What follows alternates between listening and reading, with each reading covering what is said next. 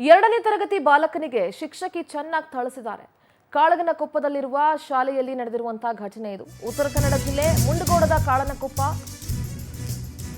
ಎರಡನೇ ತರಗತಿ ಬಾಲಕನಿಗೆ ಶಿಕ್ಷಕಿಯಿಂದ ಥಳಿತ. ಶಿಕ್ಷಕರು ಮಕ್ಕಳನ್ನ ಶಿಕ್ಷಿಸಬಾರದು ಅಂತ ಏನಿಲ್ಲ, ಆದ್ರೆ ಅದಕ್ಕೊಂದು ಲಿಮಿಟೇಷನ್ಸ್ ಇದೆ. ಬೆನ್ನಿನ ಮೇಲೆ ಬಾಸುಂಡೆ ಬರೋ ತರ ಹೊಡೆದಿದ್ದಾರೆ. ಸರಿಯಾಗಿ ಓದ್ತಾ ಇಲ್ಲ ಅಂತ ಹೊಡೆದಿದ್ದಾರೆ ಅನ್ನೋ ಆರೋಪ ಇದೆ. ಶಾಲೆಗೆ ಭೇಟಿ ನೀಡಿ ಶಿಕ್ಷಕಿಗೆ ಬಿಇಒ ಸುಮಾ ಎಚ್ಚರಿಕೆ ಕೊಟ್ಟಿದ್ದಾರೆ. ಹಿಂದೆಲ್ಲ ಶಿಕ್ಷಕರು ಎಷ್ಟೇ ಹೊಡೆದ್ರು ಯಾರು ಕೇಳ್ತಾ ಇರಲಿಲ್ಲ, ಬುದ್ಧಿ ಕಲೀಲಿ ಅಂತ ಬಿಡೋರು. ಆದರೆ ಇವತ್ತಿನ ಕಾಲ ಬದಲಾಗಿದೆ. ಇವತ್ತು ಮಕ್ಕಳಿಗೆ ಹೊಡೆಯೋ ಹಾಗಿಲ್ಲ. ಸರಿಯಾಗಿ ಓದ್ತಾ ಇಲ್ಲ ಅಂದರೆ ಆ ಮಗುವನ್ನು ದಾರಿಗೆ ತರೋದಕ್ಕೆ ಬೇಕಾದಷ್ಟು ಅವಕಾಶಗಳಿತ್ತು, ಅಥವಾ ಬೇರೆ ರೀತಿ ಪ್ರಯತ್ನ ಪಡ್ಬೋದಾಗಿತ್ತು, ಅಥವಾ ಹೆದರಿಸ್ಬೋದಾಗಿತ್ತು. ಆದರೆ ಬೆನ್ನ ಮೇಲೆ ಬಾಸುಂಡೆ ಬರೋ ಥರ ಹೊಡೆದಿರೋದು ನೋಡಿ, ಎಷ್ಟು ನೀಲ್ಗಟ್ಟಿದೆ, ಹಸಿರುಗಟ್ಟು ಹೋಗಿದೆ. ಈ ರೀತಿ ಹೊಡೆದಿರೋದು ಇದು ಅಕ್ಷಮ್ಯ. ಇದು ಯಾರೇ ಶಿಕ್ಷಕರಾದ್ರೂ ಈ ಮಟ್ಟಿಗೆ ಇಳಿಬಾರದು.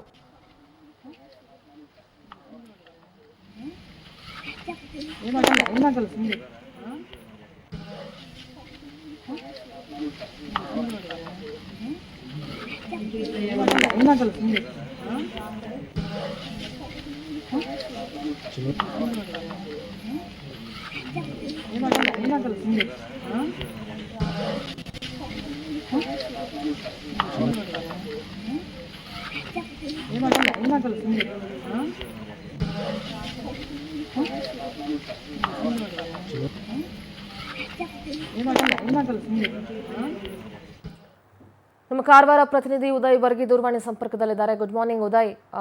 ಶಿಕ್ಷಕರಾದಂಥವ್ರು ಮಕ್ಕಳನ್ನ ತಿದ್ದಬೇಕಾದ್ರೆ ಹೊಡೆಯೋದಕ್ಕೂ ಕೂಡ ಒಂದು ಲಿಮಿಟ್ ಇದೆ. ಆದರೆ ಈ ರೀತಿ ಮೈ ಮೇಲೆ ಬಾಸುಂಡೆ ಬರೋ ಥರ ಹೊಡೆದಿದಾರಲ್ಲ, ಏನು ಹೇಳಬೇಕು? ಸದ್ಯ ಮಗುವಿನ ಪರಿಸ್ಥಿತಿ ಹೇಗಿದೆ? ಪೋಷಕರು ಏನು ಹೇಳ್ತಿದ್ದಾರೆ? ಬಿಇಒ ಏನು ಹೇಳಿದ್ದಾರೆ? ಉದಯ್,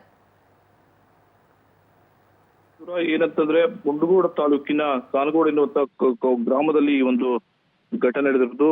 ಆ ವಿದ್ಯಾರ್ಥಿ ಏನು ಎರಡನೇ ತರಗತಿಯಲ್ಲಿ ಆತ ಓದ್ತಾ ಇದ್ದ.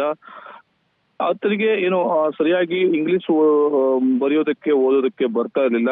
ಹೀಗಾಗಿ ಸಿಟ್ಟಾಗಿರ್ತಕ್ಕಂತಹ ಶಿಕ್ಷಕಿ ಭಾರತಿ ನಾಯ್ಕ ಎನ್ನುವರು ಬಾಲಕನ ಮೇಲೆ ಮನಸ್ಸು ಇಚ್ಛೆ ಕಳಿಸಿದ್ದಾರೆ. ಆದ್ರೆ ಆತನಿಗೆ ತಿದ್ದಿ ಪಾಠವನ್ನ ಹೇಳ್ಬೇಕಾದಂತ ಶಿಕ್ಷಣವನ್ನು ನೀಡಬೇಕಾದಂತಹ ಶಿಕ್ಷಕರು ಈ ರೀತಿಯಾಗಿ ಕಳಿಸಿ ಮನಸ್ಸೋ ಇಚ್ಛೆಯಾಗಿ ಯುವಕರ ಮೇಲೆ ಹಲ್ಲೆ ಮಾಡಿದಂತೂ ಸಾಕಷ್ಟು ವಿರೋಧಕ್ಕೂ ಕೂಡ ಕಾರಣವಾಗಿದೆ.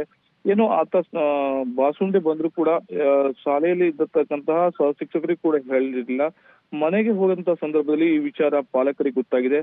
ನಂತರದಲ್ಲಿ ಪಾಲಕರು ವಿದ್ಯಾರ್ಥಿನ ಶಾಲೆ ಕರ್ಕೊಂಡು ಬಂದಿದ್ದಾರೆ.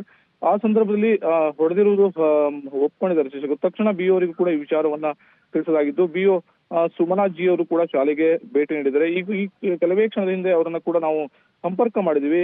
ಈಗಾಗಲೇ ಬಿಇಒ ಅವರು ಕೂಡ ಹಲ್ಲೆ ಮಾಡಿರುವ ಬಗ್ಗೆ ಒಪ್ಕೊಂಡಿದ್ದಾರೆ. ಈಗಾಗಲೇ ಏನು ವಿದ್ಯಾರ್ಥಿ ಕೂಡ ಆಸ್ಪತ್ರೆಗೆ ದಾಖಲಿಸಿ ಅವರಿಗೆ ಚಿಕಿತ್ಸೆಯನ್ನು ಕೂಡ ನೀಡಲಾಗಿದೆ. ಇನ್ನು ಸ್ಥಳೀಯ ಪೊಲೀಸ್ ಠಾಣೆಗೆ ಕೂಡ ಮಾಹಿತಿಯನ್ನ ಕೊಟ್ಟಿರುವಂತದ್ದು. ಸಿಂಧೂರ, ಥ್ಯಾಂಕ್ ಯು ಉದಯ್ ನಿಮ್ಮೆಲ್ಲ ಡೀಟೇಲ್ಸ್ಗಾಗಿ.